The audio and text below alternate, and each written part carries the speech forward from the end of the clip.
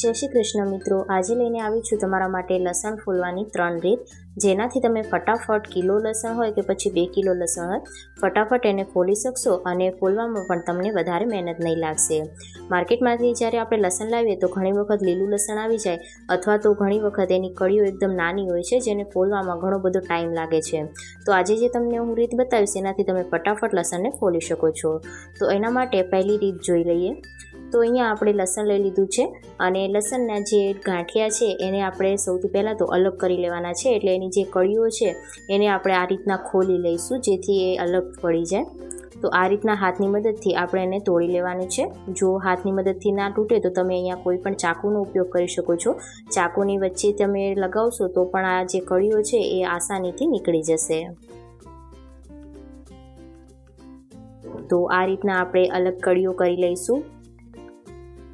અહીંયા હું જે તમને 3 રીત બતાવી રહી છું, ત્રણેય રીત એકદમ ઇફેક્ટિવ છે। મેં ખુદ આવી ટ્રીક છે એ યુઝ કરેલી છે, એટલે તમારી સાથે હું શેર કરી રહી છું।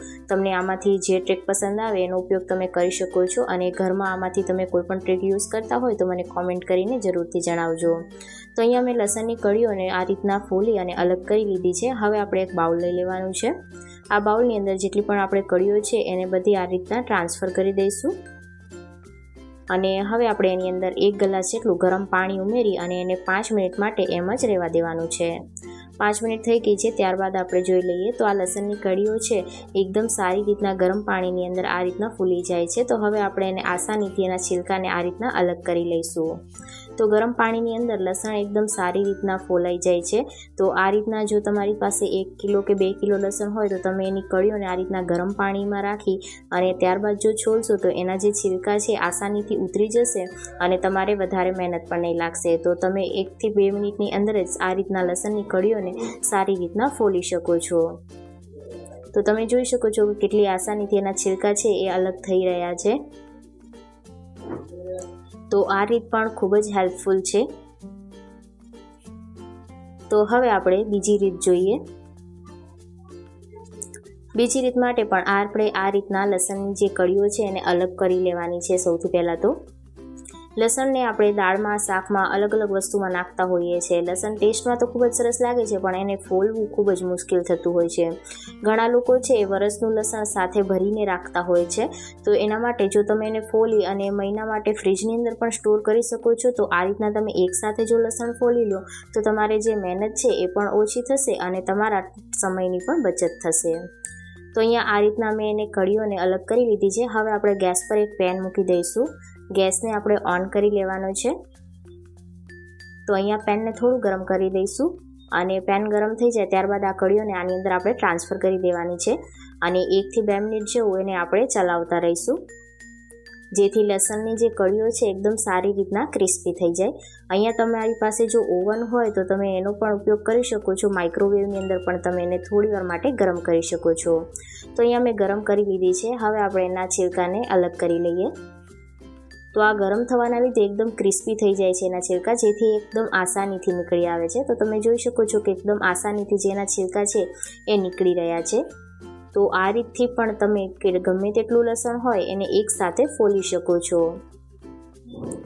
તો તમે જોઈ શકો છો કે એકદમ આસાનીથી આના છિલકા છે એ અલગ થઈ રહ્યા છે। આને તમે 2 હાથની વચ્ચે મસળશો તો પણ એના છિલકા છે એકદમ અલગ થઈ જશે, કારણ કે લસણની જે ઉપરની છાલ છે એકદમ ક્રિસ્પી થઈ ગઈ હોય છે। હવે આપણે જોઈ લઈએ ત્રીજી રીત।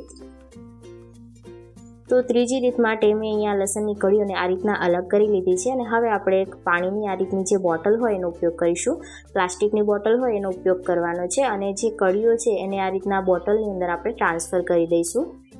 તો જેટલી પણ કળીઓ છે એને આ રીતના આપણે ટ્રાન્સફર કરી દેવાની છે, અને ત્યારબાદ જે બોટલની ઢાંકણ છે એને આપણે બંધ કરી દઈશું, અને એને આ રીતના સારી રીતે શેક કરવાની છે। જેથી જે લસણની કળીઓ છે એકબીજા સાથે અથડાશે, જેના કારણે જે લસણના છિલકા છે એકદમ અલગ થઈ જાય છે. પણ આ ટ્રીક ત્યારે જ તમે યુઝ કરી શકો જ્યારે તમે લસણની કળીઓને થોડી વાર માટે ગરમ કરી હોય. જો એમ જ તમે આ ટ્રીક ફોલો કરશો તો એ કામ નહીં કરે, પણ જો તમે લસણની કળીઓને થોડી વાર માટે ગરમ કરી હશે તો આ ટ્રીકથી એકદમ આસાનીથી એના છિલકા અલગ થઈ જશે.